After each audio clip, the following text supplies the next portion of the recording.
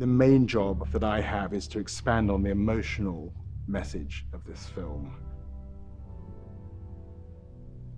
I think the fact that there is no speech, we're all very aware of what's happening in the film, and the music sort of becomes the vehicle in a way to express the depth of the emotion. I think there's something very powerful about that, especially in a great church with a world-class organ.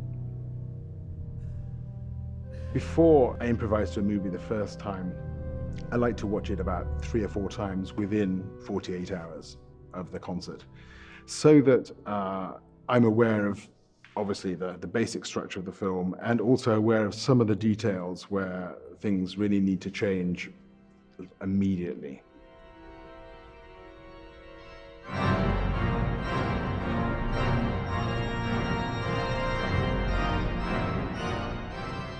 The whole thing about improvisation is that it's ephemeral, spontaneous, real music making, and it's of that particular moment in time, inspired by a visual image. So I like to prepare not too much, but say as much as a priest would prepare before giving a sermon without notes. The King of Kings, it's basically about the life and passion of Christ. So there are many, many different elements which have to be linked together. With many of the disciples, I give those individual themes, and of course Judas also I usually represent that by the use of a tritone. My approach with silent movie improvisation is quite a generous one, I think, and really I just do what I feel inside, and it's always been like that. Of course, there are many marvelous cinema organists with formidable techniques, but I guess my approach is kind of different. It's more what you might call post-symphonic. So the sort of sound world that I inhabit is the kind of language that was around in Germany and France at the beginning of the 20th century. So composers like Debussy and Ravel and Mahler and Strauss are really they're at the top of my iPod favorites list. The theme that I use for my Jesus motive is this sort of ascending tritonic figure, which spans about 3 octaves, I think, and then falls. So each time that Jesus appears afresh, then I introduce elements of that theme. When you're improvising a movie, then the whole aspect of registration is very crucial as well, too, because you can really kind of, in a way, preempt what's going to happen on the screen by the kind of color that you use on the organ. So I like to use some quite bizarre registrations that maybe wouldn't be used sort of Sunday by Sunday, so to speak.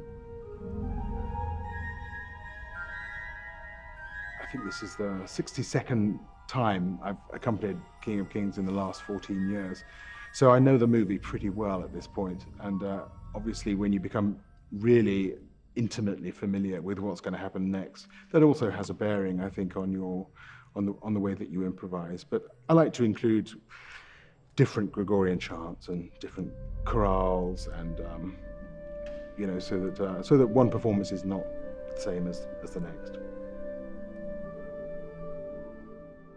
For the first time, I'm actually using the end of Mahler's Second Symphony, the Resurrection Symphony, because it's something that I'm working on at the moment, and I think could well be very powerful in this sort of soundscape.